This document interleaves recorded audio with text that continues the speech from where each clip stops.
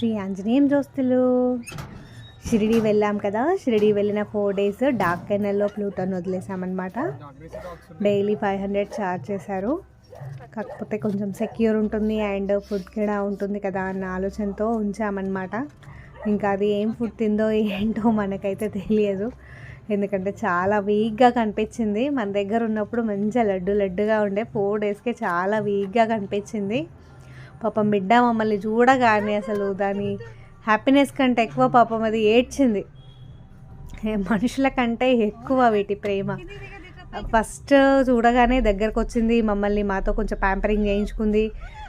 కొంచెం సౌండ్స్ కూడా ఇట్లా ఏడ్చినట్టుగా చేస్తాయన్నమాట డాగ్స్. అలా ఏడుస్తూ చేస్తూ నిజంగానే దాని కళ్ళలో నీళ్ళు వచ్చాయండి. పాపం ఏడ్చింది. అది అసలు కనిపిస్తుంది దాని బాధ అనేది. తన ఏడుపు దాని కన్నీళ్ళ రూపంలో బయటకు వచ్చేసింది, ఏడుస్తుంది. చూడండి, అసలు వీడియో ప్రాపర్గా తీయలేదు, వెహికల్లో వస్తున్నాం కదా, పాపకి ఈ వీడియో తీయరాలేదు. అసలు వాటిని ఎంత అసలు చాలా మిస్ అయ్యాము. కాకపోతే మేము రావడమే ఈవినింగ్ అయింది, కానీ దాన్ని చూడకుండా ఉండలేక నైట్ అయినా కానీ వాళ్ళకి కాల్ చేసి రిక్వెస్ట్ చేసి వెళ్ళి తీసుకొచ్చేసుకున్నాము.